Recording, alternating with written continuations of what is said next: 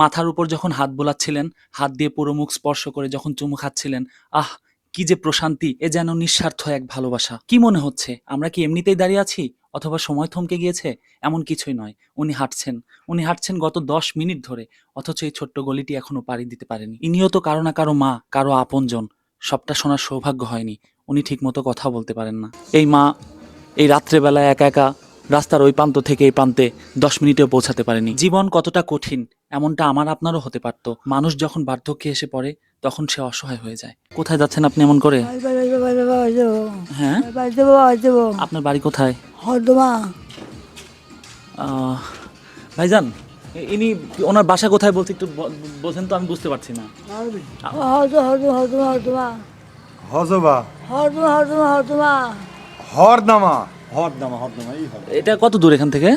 আপনার এই ব্রিজের থেকে ভ্যানে তুলে দিলে চলে যেতে হবে। মানুষ কত স্বার্থপর দেখুন। ভ্যানওয়ালাকে গিয়ে ওনার কথা বললে আমাদের কাছ থেকে বেশি টাকা চেয়ে বসেন এবং বলে ওনাকে নাকি অত দূর থেকে আনতে পারবে না। তাহলে একবার চিন্তা করুন, এই মানুষটিকে বাড়িতে পৌঁছাতে হলে কত ঘন্টা সময় লাগতে পারে।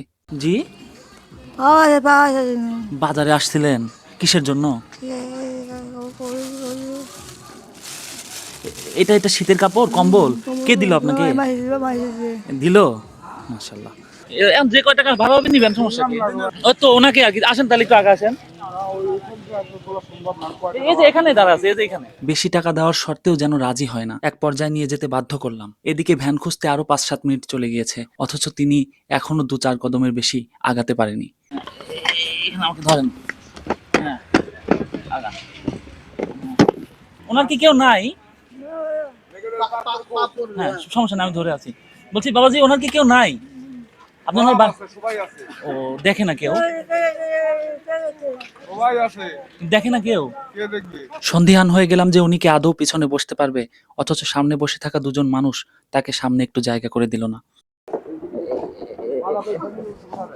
অবশেষে আমি নিজে হাত দিয়ে কোলে করে তাকে ভ্যানের পেছনে উঠিয়ে দিয়ে ভ্যানওয়ালাকে তার বাড়িতে পৌঁছে দেওয়ার অনুরোধ করলাম। ব্যাস, শুধু এটুকুই।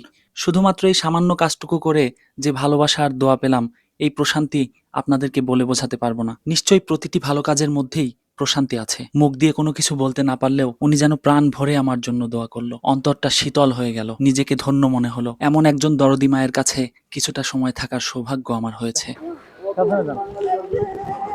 আস্তে আস্তে আস্তে আস্তে দেন। এই দাঁড়াও, একটু আস্তে আস্তে দেন।